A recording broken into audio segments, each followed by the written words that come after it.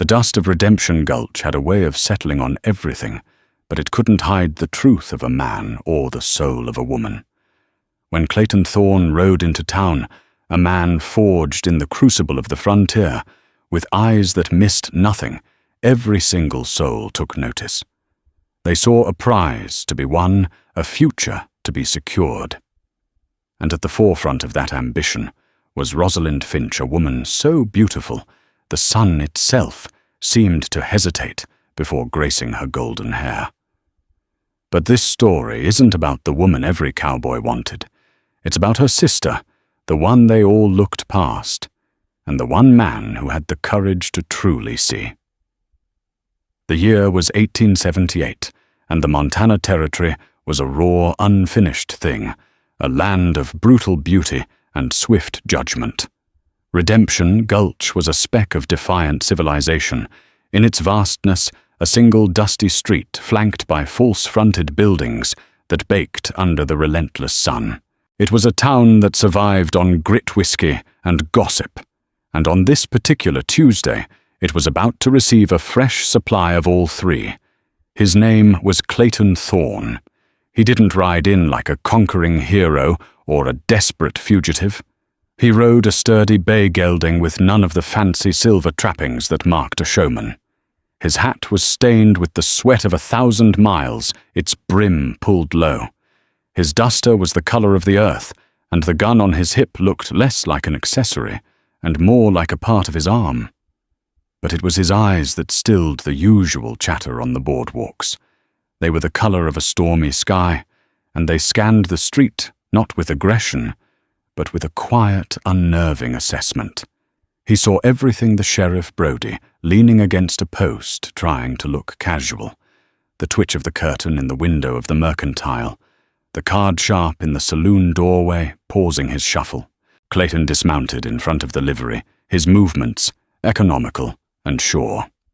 He handed the reins to a young stable boy, along with a coin that made the boy's eyes widen. "See, he gets a good rub-down fresh water and a double ration of oats." Clayton's voice was a low baritone, a rumble that carried without effort. As he turned towards the hotel, the doors of the mercantile swung open, and the world seemed to hold its breath. Rosalind Finch stepped out, and it was an event. She was a vision sculpted from sunlight and prairie roses. Her hair was a cascade of spun gold, pinned up in a style that spoke of magazines from back east. Her dress was a vibrant blue, a stark and stunning contrast to the drab browns of the town, its fabric crisp and clean in a way that seemed impossible in the ever-present dust. She moved with a practiced grace, every turn of her head, every flutter of her eyelashes, a calculated performance for the audience of the town. Cowboys stopped their whittling. The blacksmith, midway through a hammer strike, let the metal cool on the anvil. She saw Clayton, of course. Her bright sapphire eyes swept over him, and a slow, confident smile touched her perfect lips. This was her domain, and he was the most interesting thing to enter it in months. She glided towards him, a little damsel in distress act playing out as she pretended to almost lose her footing on the uneven boardwalk. "Oh my!" she exclaimed, her voice like honeyed bells. She placed a delicate hand on his arm as if to steady herself. "Forgive me, sir. This dreadful dust." Clayton's expression didn't change. His gaze was steady, respectful, but without the fawning adoration she was accustomed to. "No harm done, ma'am," he said, gently disengaging his arm. "You're new to Redemption Gulch." She stated her smile, unwavering. "I am Rosalind Finch. My father, Orville Finch, owns the Whispering Creek Ranch, just north of town." It was an introduction and a statement of status all in one. "Clayton Thorne," he replied, giving a short dip of his head. "Mr. Thorne," she purred. "It's a pleasure. We don't often get such distinguished visitors." Her eyes raked over him again, taking in the breadth of his shoulders, the quiet confidence in his stance. Here was a man of substance, not another rough-handed cowpoke with empty pockets and cruder ambitions. Just then, the mercantile door opened again. This time there was no fanfare. A young woman emerged, her arms laden with a heavy sack of flour and a box of provisions. She moved with a slight but noticeable limp. A fine silvery scar cut a path from her left temple down to her jawline, a permanent memory of some long-past violence or accident. Her hair was a plain brown, tied back severely, and her dress was a simple faded calico. This was Josephine Finch, known to the few who bothered to speak to her as Josie. She kept her eyes down her focus, entirely on the difficult task of navigating the steps without dropping her load. She was the shadow to Rosalind's son, the quiet, overlooked postscript to her sister's dazzling introduction. Rosalind's smile tightened infinitesimally. "My sister Josephine," she said, her tone carrying a note of dismissive charity. She made no move to help. Josie's grip on the flour sack slipped. With a soft curse under her breath, she stumbled the heavy sack, threatening to pull her off balance. Before it could hit the ground, a strong hand shot out, steadying the bottom of the sack. Another hand gently took the box from her. She looked up startled into the grey eyes of Clayton Thorne. For the first time since his arrival, a flicker of something interest perhaps stirred in their depths. He wasn't looking at the scar or the limp. He was looking at the fierce determination in her hazel eyes, the dusting of flour on her cheek, and the sheer grit it took to haul such a load without complaint. "Allow me," he said, his voice softer than it had been with Rosalind. He easily took the flour sack from her, hoisting it over his shoulder, as if it weighed nothing. Josie was flustered, unused to such attention, let alone assistance. "Thank you, sir, but I can manage." "I have no doubt you can," Clayton replied, a hint of a smile touching his lips for the first time. "But there's no need to." Rosalind watched the exchange, her perfect smile now a brittle facade. The entire street had just witnessed the handsome stranger ignore her practiced charms to help her plain-scarred sister. It was a social misstep so profound it felt like a deliberate insult. The whispers had already begun. The dust was settling, and the lines of a drama none of them could have predicted were already being drawn. The following days saw Rosalind Finch employ her considerable arsenal of charms. She orchestrated accidental meetings at the post office, paraded past the hotel where Clayton had taken a room, and extended a formal dinner invitation on behalf of her father. Clayton accepted the invitation with polite civility, which Rosalind interpreted as burgeoning adoration. She spent 2 days planning her gown and rehearsing clever anecdotes. The Finch Ranch. Whispering Creek was a place of faded glory. The main house was large but in need of paint, the porch railings slightly askew. The land itself was good, blessed with a rare year-round creek, but the fences were sagging and the herd looked thin. Their father, Orville Finch, was a man perpetually lost in a fog of whiskey and regret.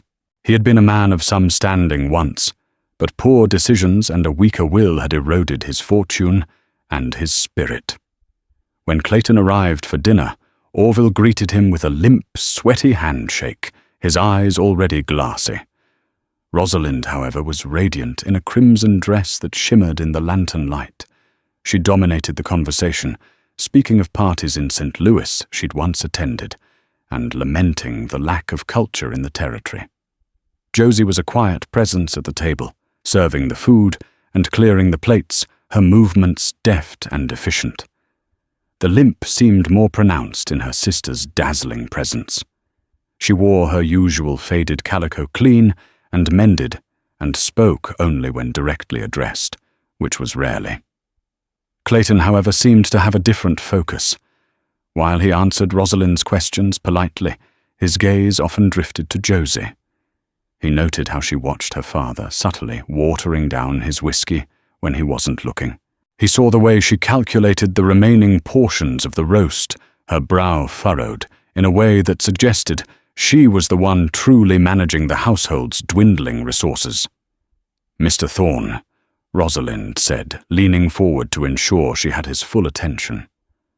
"What is it that brings a man like you to a quiet corner like Redemption Gulch? Surely you're not just another rancher." "I'm looking for a place to put down roots," Clayton said simply, his eyes meeting Josie's for a brief moment across the table. "A place where the land is honest, even if the people aren't." The subtle barb was lost on Rosalind, but Josie's head tilted slightly, a flicker of understanding in her expression. After the meal, Orville retreated with his bottle to his study. Rosalind led Clayton to the porch, intending to charm him under the starry sky. "The nights here can be quite beautiful, can't they?" she sighed, positioning herself in the moonlight. Clayton was looking past her towards the lit window of the kitchen. "Your sister works hard." Rosalind waved a dismissive hand. "Oh, Josie, she enjoys it. It gives her something to do. Not everyone is suited for society." The implication was clear. Josie belonged in the kitchen, a workhorse, while Rosalind belonged in the parlor, an ornament. A few days later, Clayton saw the truth of that statement in a far different context. He was riding the perimeter of the Finch property, his trained eye assessing the land. He found Josie not in the kitchen, but out by the northern fence line, a heavy post-hole digger in her hands. She was mending a section of fence that had been trampled, her face smudged with dirt and sweat, her movements strained but rhythmic. The work was grueling man's work by any standard, and she was doing it alone. He dismounted and approached quietly. "That's heavy work for one person," he said. Josie jumped, startled, her hand flying to the worn handle of a small hatchet tucked into her belt. Seeing it was him, she relaxed slightly, though her expression remained guarded. "It needs doing. The stock finds a way through if you don't stay on top of it." "Where are your ranch hands?" A bitter little smile touched her lips. "We had to let the last 2 go a month ago. Couldn't make payroll." She didn't say it as a complaint, but as a simple, hard fact. Without another word, Clayton took off his duster, hung it on a fence post, and took the digger from her unresisting hands. "Show me where the next one goes." For the next 3 hours they worked, in a comfortable, productive silence. Clayton dug the holes with powerful, efficient strokes, and Josie followed, setting the new posts and tamping the earth around them until they were solid. He didn't treat her with pity or condescension. He treated her like a partner, a fellow worker. As they worked, he began to ask quiet questions. Not about her scar or her limp, but about the ranch.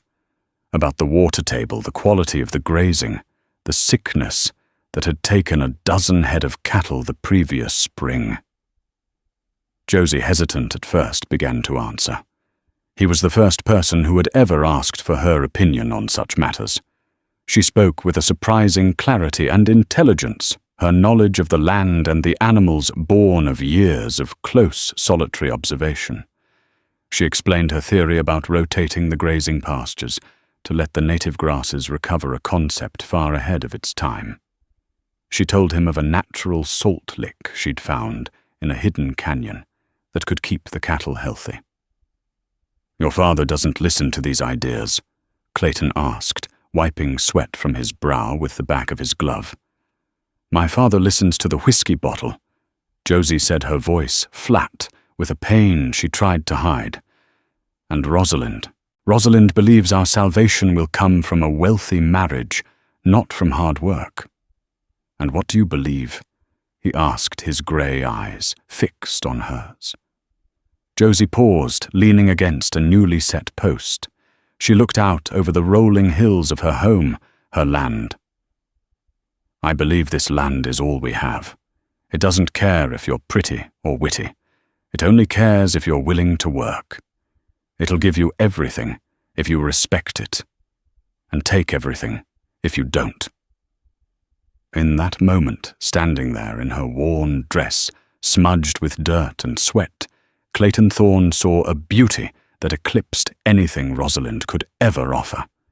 It was the beauty of resilience, of intelligence, of an unbreakable spirit tethered to the earth. It was a glimmer of pure, unrefined gold in the choking dust of Redemption Gulch. And he knew with a certainty that settled deep in his bones that he had found what he was looking for. The sight of Clayton Thorne working alongside Josephine Finch on the fence line did not go unnoticed. A passing rider from a neighboring ranch saw them, and by sundown, the story was the most valuable currency in the saloon. Mrs. Gable, the town's self-appointed arbiter of social standing, and a woman whose tongue was sharper than a skinning knife, held court in the mercantile, working like a common field hand, and him with the air of a gentleman, she declared to a captive audience. And with her, it's unnatural. He's clearly not a man of sound judgment. Rosalind heard the whispers everywhere. They followed her down the street, coiled in the sudden silences, when she entered a room and mocked her from the faces of the other young women in town who had once envied her. Her public humiliation was complete.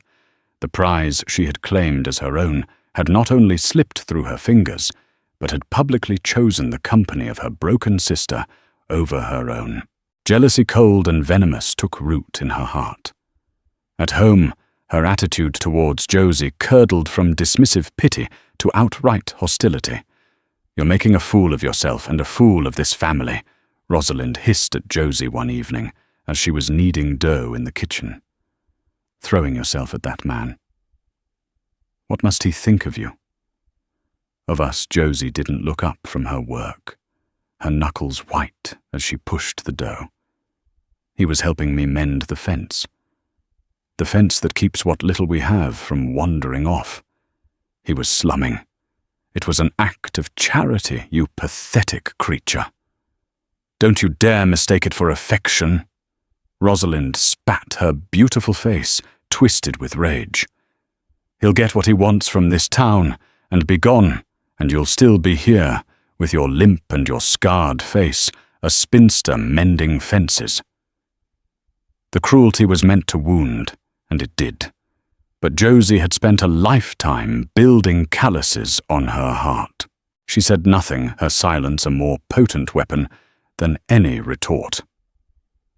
Meanwhile, a more tangible threat was circling the Whispering Creek Ranch. Bartholomew Bart Higgins was a man who had gotten rich by swallowing smaller ranches whole.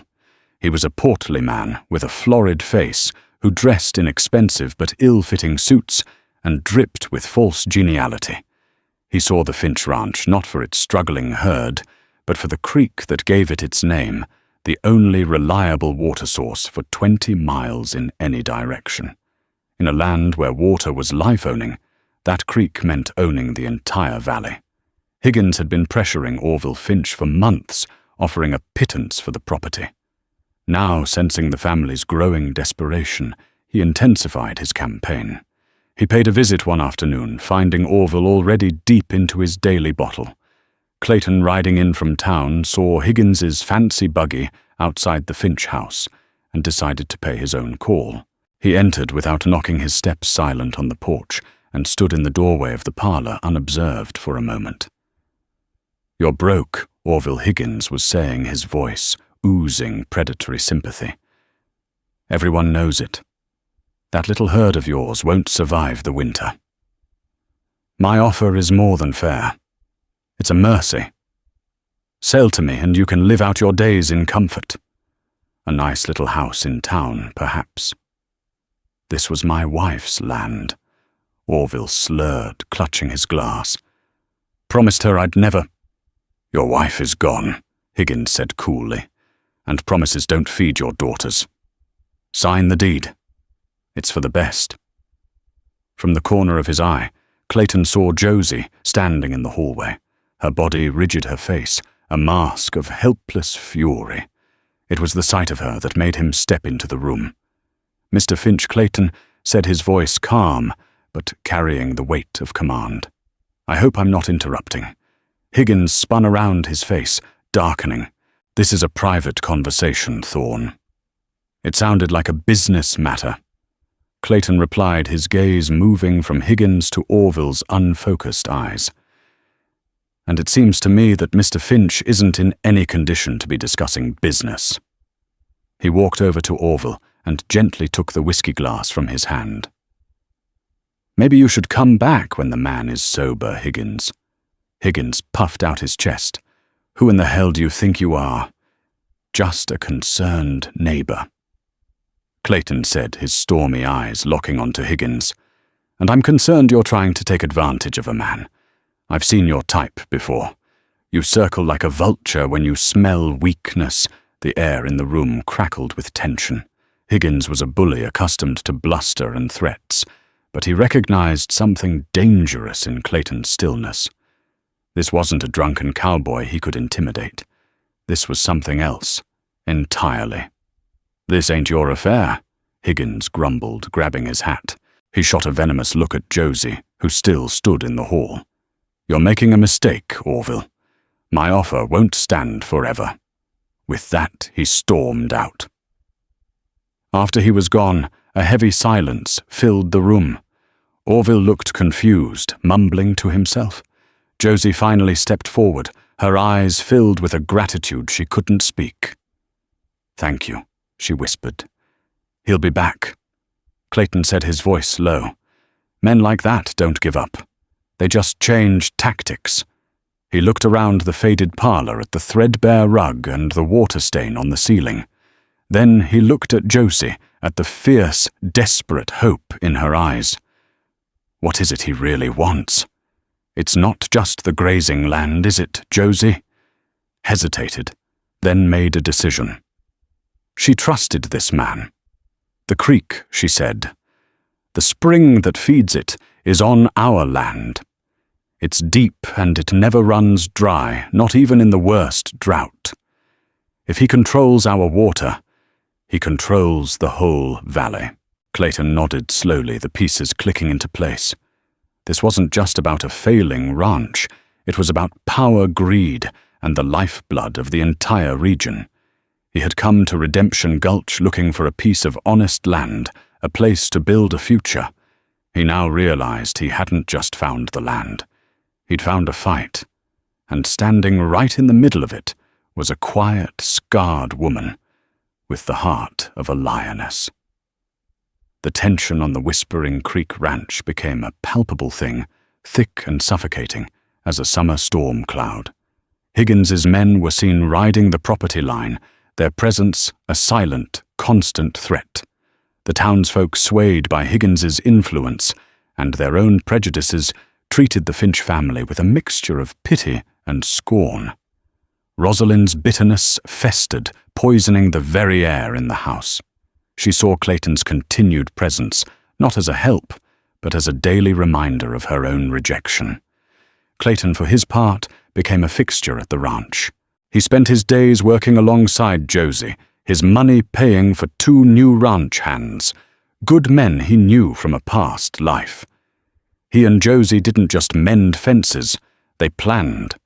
They studied the land, mapped out the water sources, and strategized how to defend the ranch against Higgins's inevitable next move. In their shared purpose, a deep and unspoken bond was forged. They would talk for hours, not of romance or sweet nothings, but of crop rotation, cattle breeding, and the stubborn realities of survival. For Josie, it was the first time her mind had been seen and valued. For Clayton, it was a confirmation that her spirit was the most valuable thing in the entire valley. The breaking point came on a dry, windy night in late autumn. A red glow on the horizon woke Clayton in the small bunkhouse he had taken over. He was outside in an instant, his heart pounding. The main barn, the one holding their entire winter supply of hay, was ablaze. Fire, he roared, grabbing buckets as he ran. The ranch exploded into frantic activity. The new hands, a grizzled old-timer named Peterson, and a young strong boy named Will scrambled to form a bucket brigade from the creek. Josie was already there, her face illuminated by the terrifying orange light, her movements swift and decisive, her limp forgotten in the adrenaline. "Get the horses out of the corral," she shouted to Will, her voice cutting through the roar of the flames. "Don't let them panic and bolt," Orville stumbled out of the main house, drunk and useless, wringing his hands and moaning about being ruined. But it was Rosalind's reaction that was the most telling. She stood on the porch in her fine silk nightgown, a statue of horror. She wasn't helping. She was merely a spectator at her own disaster. "We're ruined!" she shrieked, her voice thin and hysterical. "Everything is gone." The barn was a lost cause. The dry hay and old wood were consumed with terrifying speed. The heat was a physical blow. The real danger now was the wind, which was whipping sparks towards the main house and the other outbuildings. "The roof of the house is catching," Peterson yelled, pointing to a series of small embers that had begun to smoulder on the dry wood shingles. While the men focused on dousing the house, a new crisis erupted. A section of the burning barn wall collapsed outwards with a deafening crash, sending a shower of fiery debris over the corral fence. The already terrified horses screamed and surged, splintering the rails and stampeding out into the night, directly towards the steep rocky canyon at the edge of the property. "The herd!" Josie cried in despair. Their remaining cattle, their only real asset, were in a pasture just beyond the canyon. A spooked horse stampede could easily drive them over the edge. Without a second thought, Clayton ran for his bay, which was tethered safely away from the flames. But Josie was faster. She sprinted not for a horse, but for the small shed where she kept her own secrets. She emerged a moment later, not with a saddle but with a rifle in her hands. It was an old heavy Sharps rifle, a buffalo gun, not a weapon a lady was supposed to know how to handle. She ran, her limp pronounced, as she scrambled up the rocky incline that overlooked the path to the canyon. She moved with a desperate, familiar grace, a creature of the land. Clayton, now mounted, saw what she was doing, and his blood ran cold. It was an impossible shot in the dark at a moving target. Josie dropped to one knee, bracing the heavy rifle against a boulder. The fire cast flickering, unreliable light. The terrified horses were thundering towards the canyon entrance. She didn't aim for the animals. She took a breath, her face a mask of intense concentration, the scar on her cheek stark in the firelight.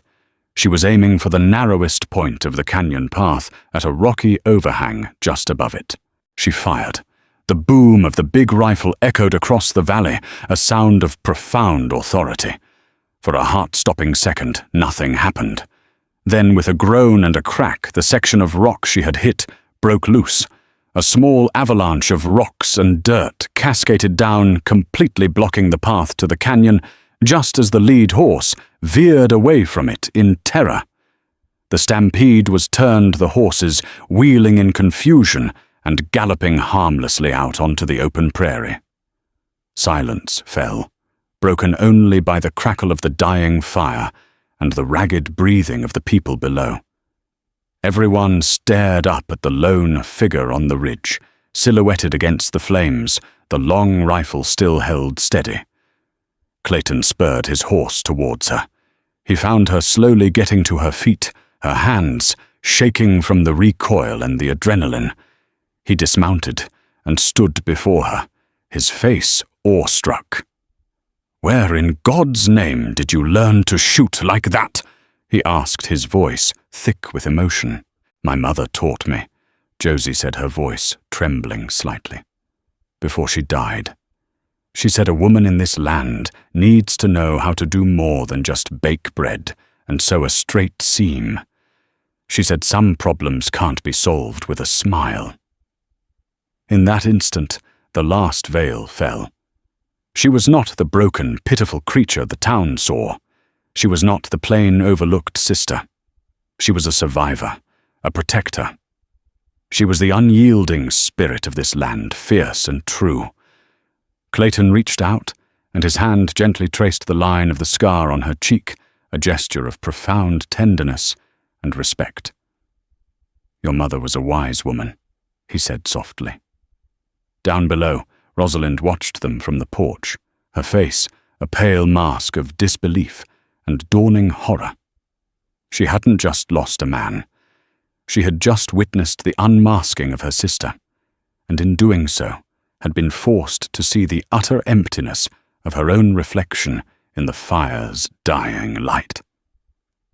The barn fire, though devastating, changed everything. In its ashes, the truth of the Finch family was laid bare. Orville, sobered by the near total loss, seemed to shrink into himself, his authority gone. Rosalind retreated into a sullen, venomous silence. And Josie, in the eyes of Clayton and the two ranch hands, became the undisputed leader of Whispering Creek. Her quiet suggestions were now treated as commands. Clayton knew the fire was no accident. The next morning he found a single half-burnt scrap of an oil-soaked rag near the barn's foundation, the clear work of an arsonist. He knew, as surely as he knew his own name, that Bart Higgins was behind it. But proof was another matter. Sheriff Brody came out, looked around, called it a tragic accident caused by the dry conditions, and tipped his hat. He was either incompetent or on Higgins's payroll. Clayton suspected the latter. "We can't rely on the law," Clayton told Josie as they surveyed the smouldering ruins. "We're on our own. We've always been on our own," she replied, her gaze distant. "I just didn't have any help before." That afternoon, Clayton rode into town alone. He didn't go to the sheriff's office. He went to the land office, then to the telegraph office. He spent his own money sending wires to Helena and back to Missouri, where he still had contacts. He was a man who believed in knowing his enemy. He also made a very public stop at Higgins's saloon. He didn't say a word. He just stood at the bar, ordered a single whiskey, and let his cold grey eyes sweep over Higgins and the rough-looking men in his employ. It was a silent declaration of war. The message was clear: "I know it was you." Higgins, emboldened by the lack of any official reprisal, decided to escalate. His plan was simple and brutal: cut off the ranch from its own water. The Whispering Creek flowed out from the ranch and bent around a parcel of public land before meandering back towards the valley. If Higgins could dam the creek at that bend, he could choke the Finch ranch dry and claim the backed-up water for himself. Will the young ranch hand spotted them first, a crew of a dozen of Higgins's men, armed with shovels, axes, and rifles, setting up a crude camp at the river bend. He rode back to the ranch like the devil was on his heels. "They're damming the creek, Mr. Thorne," he gasped, leaping from his horse. "They're stealing your water." Clayton's face became a mask of cold fury. This was the final move, the one he had been expecting. He turned to Josie. "Stay here. Bar the doors. Peterson, you and Will stay with her. Shoot anyone who isn't me that tries to cross onto this property." "What are you going to do?" Josie asked, her eyes wide with fear for him. "I'm going to have a talk with Mr. Higgins," he said, his voice dangerously quiet. He strapped on his gun belt, checking the action of his Colt. As he did, he finally told her a piece of his own story, something he had shared with no one in Redemption Gulch. "My family had a farm in Missouri," he said, not looking at her, his focus on his weapon. "A man like Higgins, a land baron, wanted it. He had the law in his pocket. He tried to starve us out just like this. My father fought him. One night they came for him. Said he was resisting arrest. I was just a boy hiding in the loft. I watched them murder him in his own yard." He finally looked up, and the raw pain in his eyes made her flinch. "I'm not going to let that happen again. Not here, not to you." He mounted his bay and rode out, a lone figure against the vast landscape. he found Higgins at the river bend, smugly overseeing the work. His men were already felling trees to lay the foundation of the dam. Thorn Higgins boomed with false cheer. "Come to see the march of progress. I'm improving this public land. Going to create a fine reservoir for the good people of this valley. That water belongs to the Whispering Creek Ranch Higgins." Clayton said, his horse standing rock still. "It's on their deed. You're committing grand larceny." "Deeds can be reinterpreted," Higgins sneered, "especially when the original owners can't afford a lawyer. Now I suggest you ride on out of here. This is a private enterprise." Several of Higgins's men stopped their work, their hands moving closer to the rifles and pistols they all carried. Clayton ignored them. His focus was entirely on Higgins. "This is your last chance. Tell your men to pack up their tools and leave this valley. Disappear, or I will remove you." Higgins laughed, a loud, ugly sound. You and what army, Thorn? You're just one man." "I'm the one man who isn't afraid of you," Clayton said. He swung down from his horse, his duster flowing back to reveal the well-worn handle of his Colt. "And I'm giving you until sundown to be gone." He turned his back on them, an act of supreme confidence and contempt, and began walking back to his horse. It was a calculated risk, a test of nerve. He was betting that Higgins was a coward at his core, a man who paid others to do his fighting. One of Higgins's men, a young hothead eager to impress his boss, couldn't stand the insult. "No one turns his back on Mr. Higgins," he yelled, drawing his pistol. Clayton didn't even seem to turn. In a single fluid motion that was too fast to follow, he spun and drew. The crack of his Colt was sharp and final. The hothead's gun flew from his hand, his fingers suddenly numb and bloody, the shot so precise it had shattered the weapon's trigger guard without killing the man. A dead silence fell over the river bend. The other men stared, their bravado evaporating in the face of such deadly skill. This wasn't some rancher playing at being a hero. This was a gunman of a caliber they had never seen before. Clayton slid his smoking pistol back into its holster. He looked at Higgins, whose florid face had gone pale. Sundown, Clayton repeated his voice like gravel. He mounted his horse and rode away, not looking back. He knew they wouldn't shoot. The reckoning had begun, but he knew this single act of violence wouldn't be the end. Higgins was cornered, and a cornered rat was the most dangerous kind of all. Clayton's stand at the river bend bought them time, but it was a fragile peace. Higgins and his men vanished from the creek, but they didn't leave the valley. They holed up in town, drinking and waiting. The entire town of Redemption Gulch held its breath, waiting for the inevitable explosion. At the ranch, a siege mentality took hold.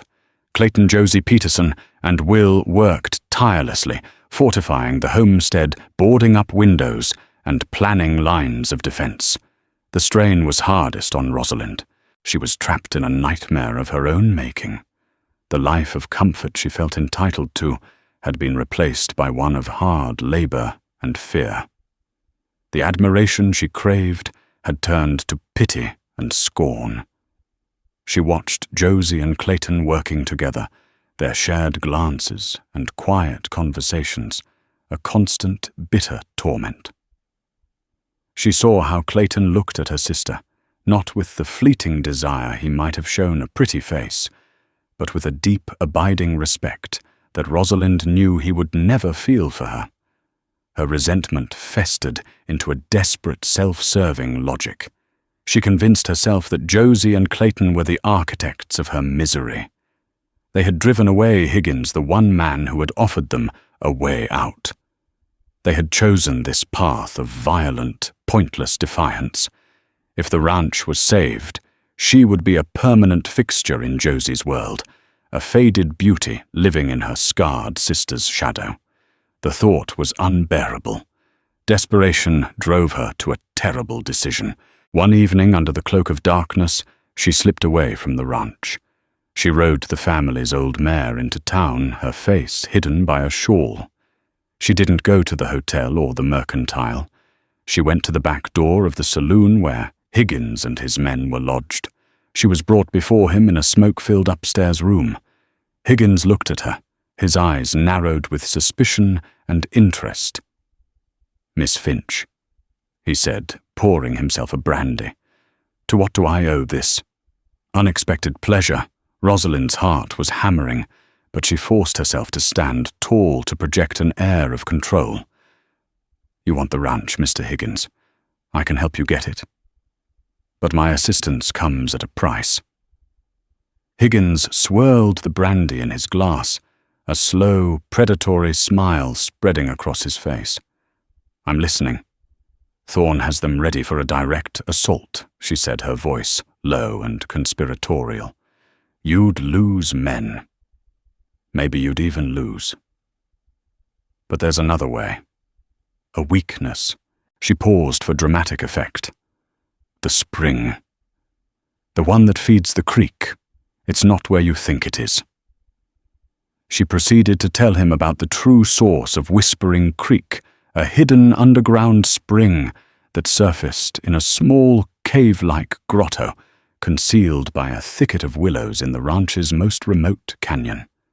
She explained that the main creek bed could be easily diverted, but this was the true source. If it were to be poisoned, or better yet collapsed with dynamite, the land would become worthless in a matter of weeks. The fight would be over without another shot fired. "Thorne and my sister. They check the main creek every day, but they only check the grotto once a week," she finished. "Tomorrow is their supply run into town. They'll be gone for hours. The place will be undefended." Higgins's eyes gleamed with avarice. "And your price, $5,000. She said the number, taking her breath away. "And a ticket on the first stagecoach, heading east, to St. Louis. I want to be gone before they even know what's happened." "A steep price for a family secret," Higgins mused. "You're getting $1 million valley for it." She countered, a new hard edge to her voice. "And I am saving the lives of your men. I believe that makes it a bargain." Higgins stared at her for a long moment. Then he laughed, a booming, genuine laugh. "You have more steel in you than your father and sister combined, girl. It's a deal." Rosalind rode back to the ranch, the promise of her reward, a cold comfort against the icy knot of treason in her stomach. She avoided looking at Josie, who was cleaning the Sharps rifle by the firelight, her brow furrowed in concentration. The sight of her sister so earnest and determined to protect the home Rosalind had just sold was almost too much to bear. The next morning, as planned, Clayton and Josie prepared for the supply run. It was a risk, but their supplies were critically low. "Are you sure we should both go?" Josie asked, a knot of unease in her stomach. "We'll be faster with two." Clayton reasoned. "Peterson and Will can hold down the fort for a few hours. We'll be back before midday." As they were about to leave Orville, Finch, who had been uncharacteristically sober and silent for 2 days, stumbled out onto the porch. He looked pale and haggard. "Rosalind," he croaked, his voice raspy. "Where did she go last night? I saw her ride out. She came back just before dawn." Clayton and Josie froze, exchanging a look of sudden, sickening dread. Clayton turned to Orville. "What else did you see She was talking to herself in her room," he stammered, wringing his hands, kept mentioning the grotto, and St. Louis. The grotto. The one place they considered utterly safe. The pieces clicked together in Clayton's mind with horrifying clarity. The secret trip to town, the mention of the one strategic weakness he and Josie had discussed. St. Louis. It wasn't a guess. It was a certainty. Josie's face went white. The betrayal was so profound, so absolute, it struck her speechless. For a moment, she looked as if she might shatter. Then the hurt in her eyes hardened into something cold and resolute. Without a word, she strode back into the house. She went directly to Rosalind's room and threw open the door. Rosalind was packing a small valise, her back to the door. She spun around, a guilty, panicked look on her face. "What are you doing?" Rosalind demanded, trying to sound indignant. Josie's voice was barely a whisper, yet it filled the room with its icy power. "How could you?" The pretense fell away. "How could I?" Rosalind shrieked, her voice rising with hysteria. "How could you and your pet gunman, dragging us into a war? We can't win. I'm giving us a way out. I'm saving us from dying in this miserable dirt. This dirt is our home." "Josie," cried her voice, finally breaking. "It was Mama's home. You're not saving us. You're selling her memory for a train ticket."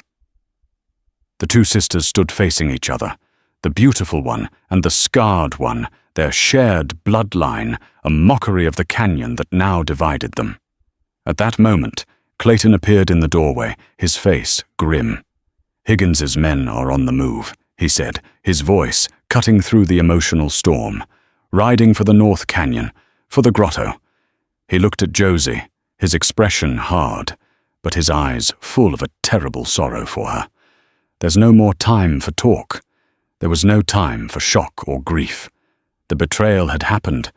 The consequences were here. Clayton's mind worked with the cold precision of a master tactician. A direct confrontation was suicide. Higgins would have at least a dozen men, likely more, thinking they were walking into an undefended target. "They'll be expecting an empty ranch," Clayton said, his voice a low, urgent command. "They won't be expecting a fight at the grotto itself. That's our only advantage." "Josie, you know that canyon better than anyone. Is there another way up to the ridge above the grotto? A way they wouldn't see Josie's mind, cleared by the fire of imminent danger, focused instantly? The years she had spent exploring every inch of this land, her solitary refuge, now became their greatest asset. "Yes," she said, her voice firm. "There's a goat path. It's steep, treacherous, but it comes out right above the entrance. They'll be like fish in a barrel." "Peterson, will you're with me," Clayton ordered. "We're not trying to win a war. We're trying to spook a herd. We hit them hard and fast, from above, make them think they've ridden into a whole company of riflemen. We just need to drive them off." As they gathered their weapons, Rosalind stood frozen in the doorway of her room, the reality of what she had done crashing down on her. The sounds of rifles being checked, of men preparing for a battle she had instigated, were a damning chorus. She saw the look on Josie's face, not of hatred, but of a deep, sorrowful pity. That look was worse than any condemnation. Josie Clayton and the two hands moved out, using the cover of the rolling hills to circle around towards the North Canyon, their movements swift and silent. They left Orville behind to guard Rosalind, a broken man left in charge of his broken daughter. They reached the goat path and began the arduous climb.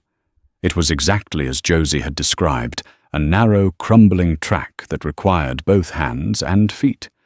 But it brought them out onto a rocky ledge, perfectly concealed by brush, that offered a clear, commanding view of the grotto's entrance below. They were just in time. Higgins and his men were riding into the canyon, their voices loud and confident, two men carrying heavy canvas sacks dynamite. Just like the girl said, Higgins crowed, dismounting. Quiet as a tomb, Clayton looked at Josie. He handed her the heavy Sharps rifle. "You're the best shot among us," he said simply. "Don't shoot to kill unless you have no choice. Aim for their dynamite." A warning. Josie settled behind the rock, the familiar weight of the rifle a comfort. She took a slow, steadying breath, the image of her sister's treacherous face flashing in her mind. She pushed it away, focusing only on the task. She lined up the sights, not on a man, but on the canvas sack one of them had just set down on a rock. She fired. The massive rifle boomed, the sound magnified by the canyon walls. Down below, the canvas sack exploded in a cloud of dust and shredded material, the dynamite stick scattering harmlessly. For a split second, Higgins's men were frozen in stunned confusion. Then Peterson and Will opened fire from the ridge, their rifle shots echoing off the rocks from different positions, creating the illusion of a much larger force. A bullet from Clayton's rifle kicked up dirt at Higgins's feet, making him yelp and scramble for cover. Panic erupted. The confident raiding party dissolved into a terrified mob. They had ridden into an ambush. Cries of "It's a trap" and "There's a dozen of 'em" filled the air as the men scrambled for their horses, firing wildly up at the ridge but hitting nothing. They hadn't come for a real fight. Higgins, his face purple with rage and fear, was one of the first to get his horse turned around, spurring it mercilessly back the way he had come. His men followed suit, a disorderly retreat that was over in less than 2 minutes. Silence descended once more on the canyon. The dust settled, revealing the abandoned dynamite and tools. They had won. When they returned to the ranch house, they found Orville Finch sitting on the porch steps, his head in his hands.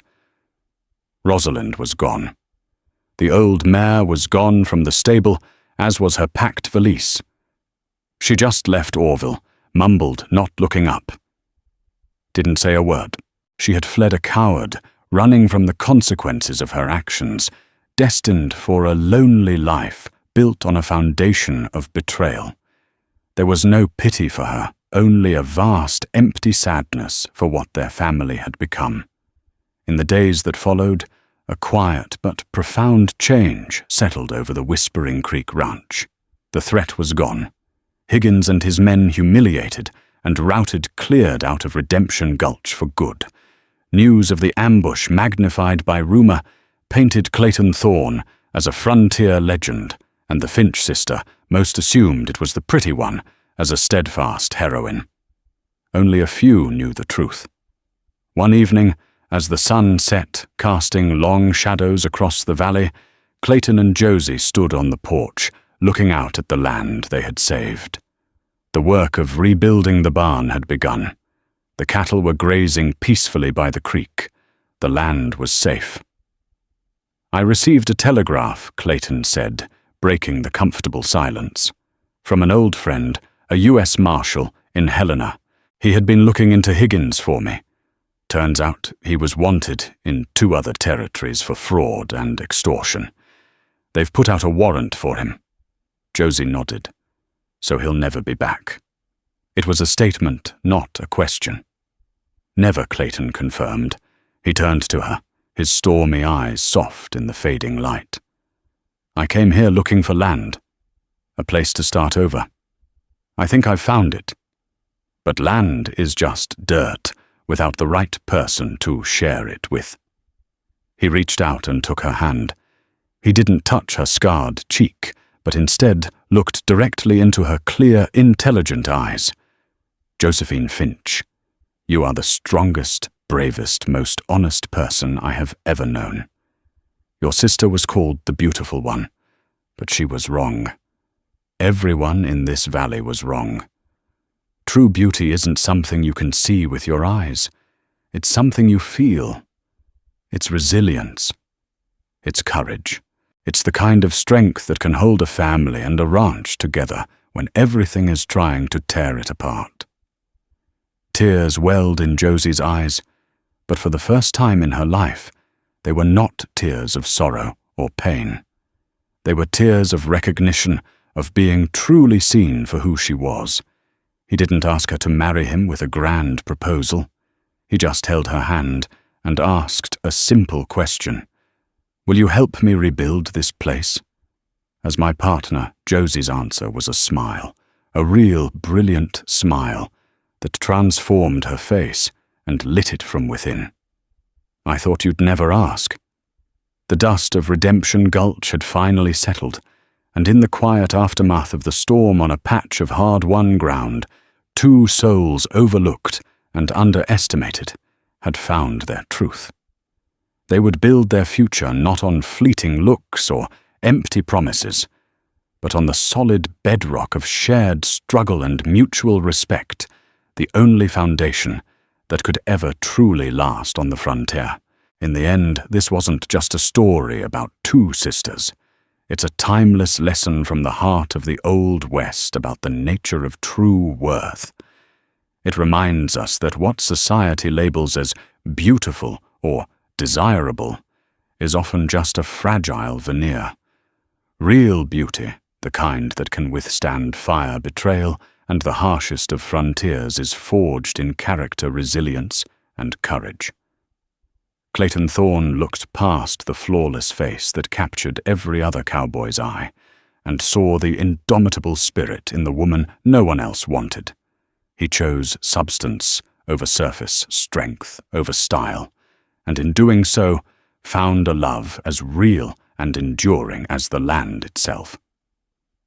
Their story is a powerful testament to the idea that our scars don't define us, our actions do. If this story of love, betrayal, and true frontier justice resonated with you, please give this video a like, share it with someone who appreciates a real story, and be sure to subscribe to our channel for more tales from the untamed heart of history.